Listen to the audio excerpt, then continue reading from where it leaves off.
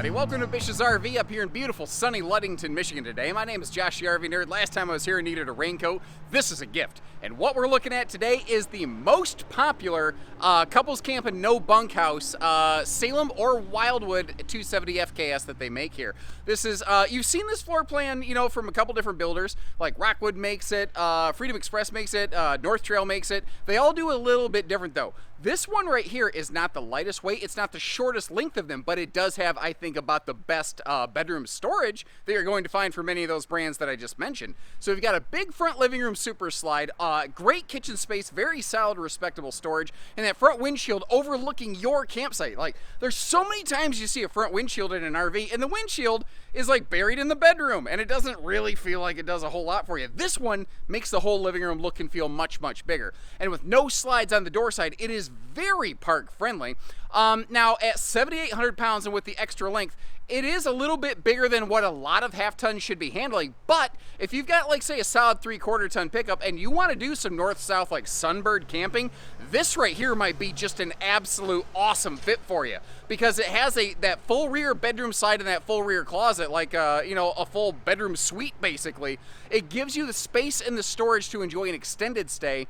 But it's still light enough that you don't feel like you're towing a park model to get there. It's also got a couple points that aren't necessarily as awesome. I'm going to point those out, the good with the bad, as we go. And one of the bad things that I'm noticing right now, I don't think you're hearing it on camera, but these high voltage power lines behind me, I can hear those things buzzing like a little electric bug zapper. So if I end up with some kind of skin cancer after this, we know where it came from. So as we go through today, since this is a floor plan that you very likely have seen from several manufacturers, and if you haven't, be advised, you can get a similar layout like this from several different builders. They all do some things that one person might like and some things that a person, you know, may dislike. I would love to hear from you as we go. What features, what aspects of this do you know, where did they nail it? Where did they fail it? What do you like, and what would you change given the opportunity? So I'm sitting at the right-hand theater seat right now. You know, Boardwalk and Park Place, right on top of this big giant jumbotron right here. Now the TV's at a bit of a cattywampus angle. We're going to see in a little bit that that doesn't have to be the case. And let's get some bad news out of the way. This floor plan, no matter who builds it, suffers from a lethal dose of very few campsite windows, and especially with no window in the entry door in this one.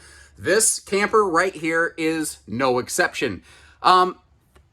This one kind of strikes me different though, because it has all of that front side window coverage, and especially with that skylight on top, I kind of give it a pass, because I think when I want to look outside, that's the direction where most of the action is going to be happening. That's where I'm going to be looking, and I don't know. I think that that kind of works for me, but that's my 2 cents. What do you guys think about this? You have your choice between multiple different AC setups here. Standard on this is a 13,500 BTU air system. You can upgrade to a 15. You can upgrade to 50 amp for second air prep. You can upgrade to actually be 50 amp with the second AC installed. So you've got multiple different ways that you can outfit this RV right here. The freestanding table and chairs is an available option that is, well, available here. That has been expressed on this specific RV. And we are not in wide-angle fisheye lens mode. We are in standard lens mode. We do have a big barreled vaulted ceiling on this, which makes it look and feel nice and big and open, which is handy because this RV has 6.5 foot sidewalls. So the vaulted ceiling really does help quite a bit here. Now, I'm pausing real quick looking at this front counter for several reasons. One, there's just a ton of counter space on here. Tons of prep area. Two, brilliant placement of the power outlets, both household and the USB plugs. They're down low where you can reach them, and they're able to accomplish that because the front wall behind the nose cap is not laminated. So they're able to do some things like that. Now, over here, you might notice how we've got that front window overlooking, again, your campsite, the lake. Right now, you're overlooking beautiful Ludington. What does that say? I'm free at last. I'm hitting the road. I'm off to see the world. That little Jayco, somebody added some Disney themed graphics, some Disney text on there. Wow. Okay. Anyway, sorry. So working our way back here, of course, there is a privacy shade for that front window. But if I can draw your attention to the sink real quick, you can see how that is a big stainless farm sink. So you can get the big pots and pans in there. Great space for wastebasket, good drawer coverage down below, and this has blackout roller shades all through the RV, even in the bedroom, except where they cannot have them, over here beside the stovetop due to fire code. Even in the bedroom, you'll see those for a little bit of consistency, which is really nice. These are all sealed edge press membrane countertops. And right here, what we're looking at is the 8 cubic foot gas electric two-way refrigerator freezer. The specific RV that we are in today is basically set up for a little bit of off-grid power efficiency with a factory solar package and the two-way gas electric fridge. By default, this has no factory solar and a 12-volt DC compressor fridge, which is 10.7 cubic foot in capacity. So it is bigger, it is faster cooling, it is travel safe when you're plugged into your vehicle because basically it's battery powered and your vehicle should be sending power back to the battery. You can drive with this pretty much all you want. Now, if you're going to be in a park, you might like that 12-volt fridge. If you're going to be out of a park, you probably prefer that two-way fridge. And again, did you notice how that TV can pivot around for some easy viewing, kind of as I mentioned before? So whether you're in here, cooking with your favorite Iron Chef, who is your favorite Iron Chef, by the way? Now that I've asked that, I'm not sure who mine would be. I do enjoy listening to Alton Brown talk on that show, even though he's not technically a chef. He is actually a cook, regardless. Electric space heat and Tootsie Toaster down below. And did you see inside of the armrest of that theater seat right there, there were some USB plugs. I think that is such a better spot for them. Instead of putting the USB plugs on the inside of your leg here where your thighs are going to bust them, it keeps them accessible but out of the way. And you're not going to screw up like your phone charger cord if you have it plugged inside there and then have the cord dangling out when and if you need it. And did you notice all of the windows around here can open for airflow? And it's not impossible to say you could actually literally have a breeze whipping through the bedroom windows and then up here through the living room windows kind of all at once. Now, as we work our way back here, there's kind of this little center divider where you have dual entry bedroom and bathroom access. So, if you, instead of a theater seat, you have the option for a hide-a-bed or a booth dinette, or you could do both the booth dinette and the hide-a-bed, the opposite of what we have here today, and you could build this for maximum sleeping. As we're seeing it here today, it is in more of the purest couples arrangement, and I thought I felt a spider on my face or a cobweb or something. You see that little guy? Yeah, Charlotte, your webbing days are just about over. Actually, what's funny is that spider's probably keeping us safe from malaria right now, eating all the mosquitoes that have been around here lately. So keep doing your thing, Spider-Man. The vaulted ceiling, if you take note up there, that vaulted ceiling with the 6.5 foot sidewall is what allows me to stand comfortably in this space right here. Now, similarly, we have a porcelain foot flush stool. Visually, it looks very stuffed back in that corner, but functionally, when you sit on it, it's great. It's actually really, really effective. I was very pleasantly surprised by that.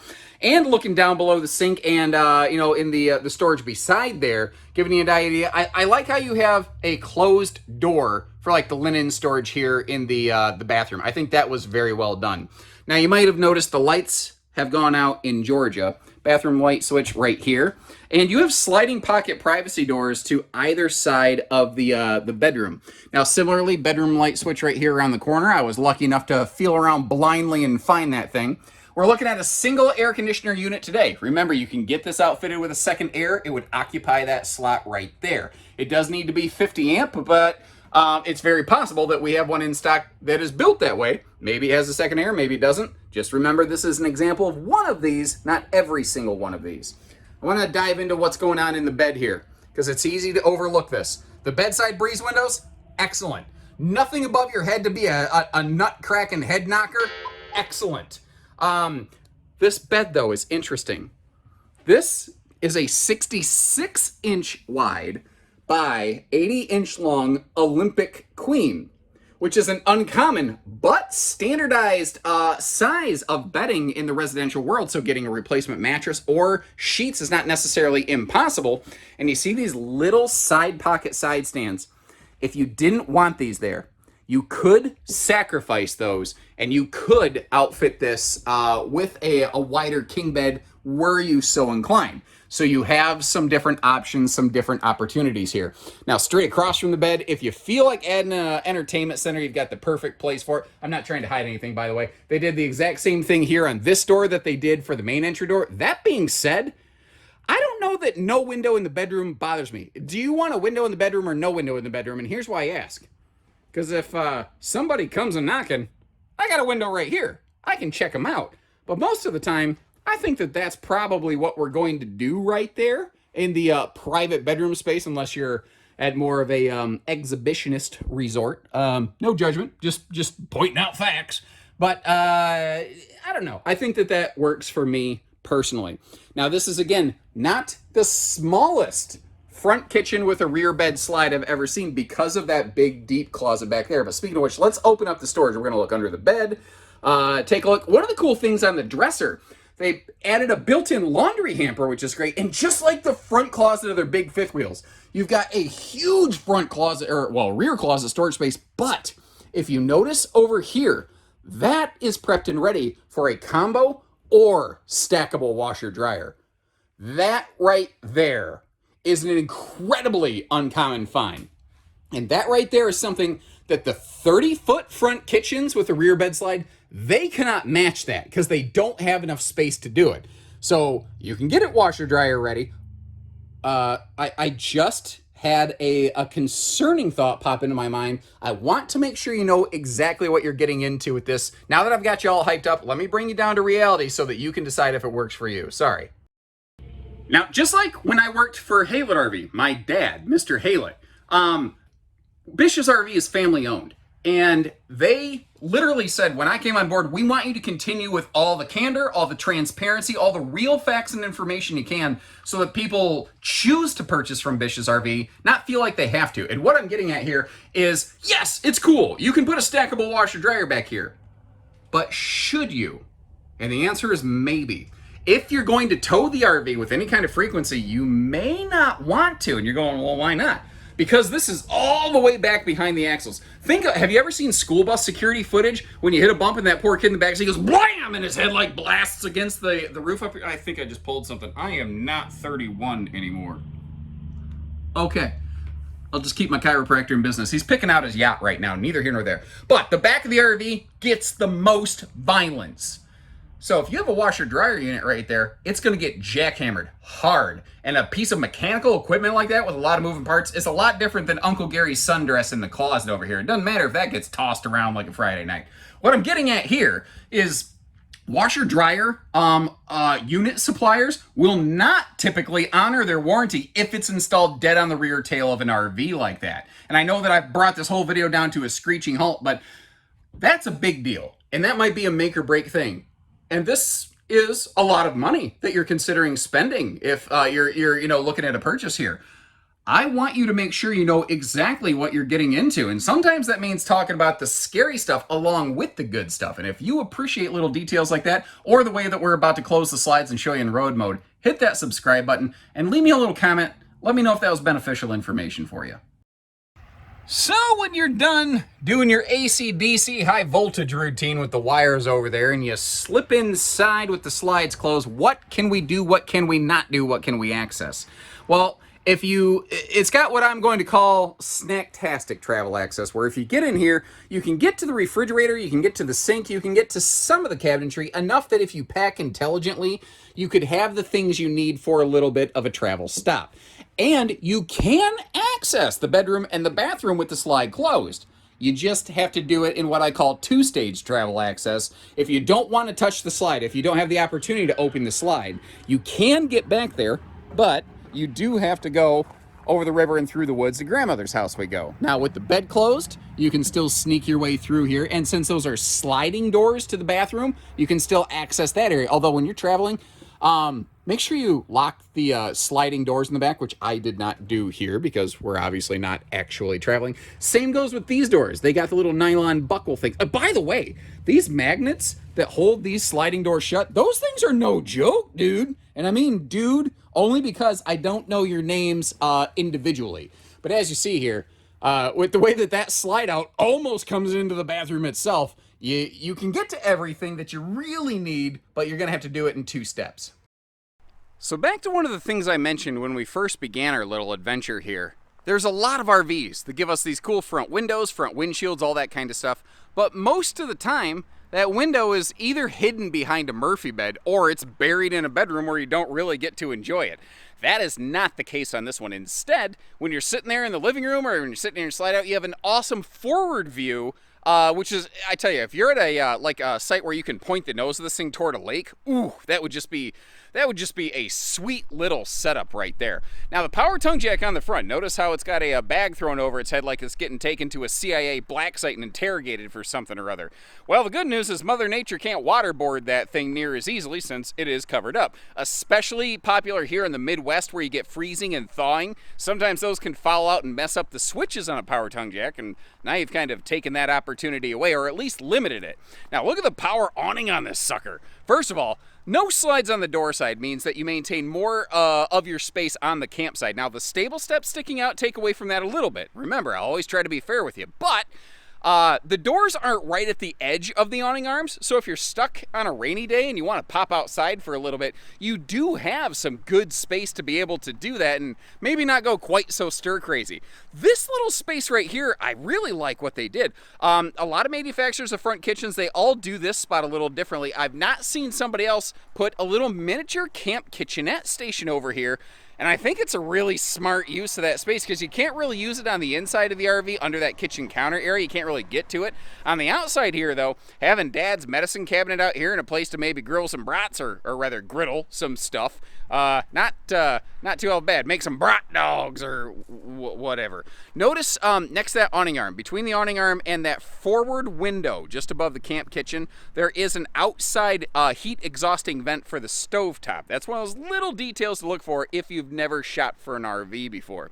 Now this thing is, like I mentioned, longer than some of the other people who make a similar floor plan. There's a lot of front kitchen super slides with the rear bedroom out there that are about 30 foot tip to tail, tongue to bumper. With the extra closet space on the back, this one is bigger. So that wide stance stability axle system right there is going to help you tow this a little bit more easily. Because what that's basically going to do, for lack of a better way to say it, the trailer length doesn't change, but it will feel shorter when you are actually towing it down the road, which is kind of nice. Now, let's address the question, is it half-ton towable? And generally speaking, I don't feel that it really is. Now, if you, part of my determination of that, though, is not just the length of it in relation to what a half-ton can often handle, but because a lot of half-tons can handle the weight. The length of this is going to push a smaller, lighter weight vehicle around, although the wide stance axles help. But because it is longer, because it has more sidewall space on it, that means that like if you're getting caught with a crosswind, there's more sail on this sailboat to push your dinghy around, if you know what I'm saying. And you know, being a good dinghy, that's I don't really know where I was going with this joke. I'm gonna work that out on my own time. Never mind me. Anyway. Under that rear, that totally bombed. Under that rear closet, you notice how there's like a weird back to side pass through. Well, it's not a full under the closet pass through because that's where all of our water and electrical hookups are, like the hot cold outside utility shower, the black tank flush, all that stuff's located right there.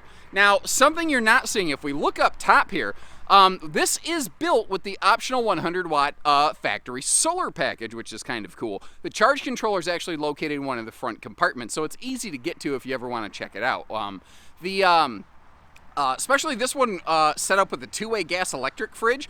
Wouldn't be bad if you do need to do some out-of-the-park stops or something like that. Although by default, remember, you have no factory solar and a 12-volt fridge.